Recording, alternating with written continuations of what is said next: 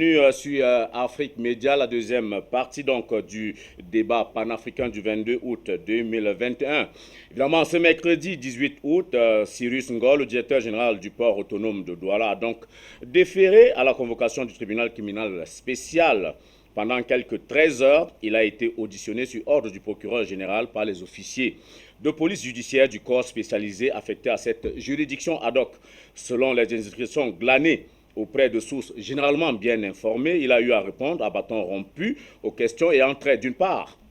à la gestion des actifs résiduels de l'ex-Office national des ports du Cameroun, ONPC, et d'autre part au projet de construction d'un mur d'enceinte au port autonome de Douala. Selon une dénonciation de l'huissier de justice en attente de charge, Lazare Atou, dont le cabinet était jusque-là le gestionnaire, entre autres, de ces actifs, le directeur général du PAD se serait rendu coupable de détournement des deniers publics. Entouré de ses collaborateurs techniques concernés, Cyrus Ngor a apporté avec brio, à en croire ses conseils, des réponses précises aux préoccupations liées à cette double dénonciation, dont le volet portant sur l'aspect relatif à la sécurisation de l'espace portuaire fait l'objet d'un marché spécial d'environ 25 milliards de francs CFA hors taxes. Cette affaire arrive tout de même au moment où la communauté nationale célèbre les performances de la nouvelle régie du terminal à conteneurs qui a remplacé au pied levé, on s'en souvient,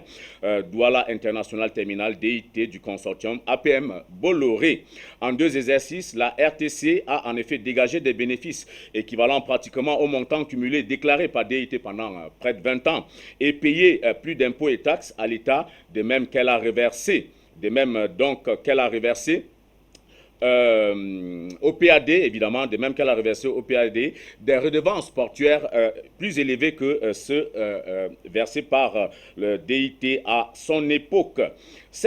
Finalement,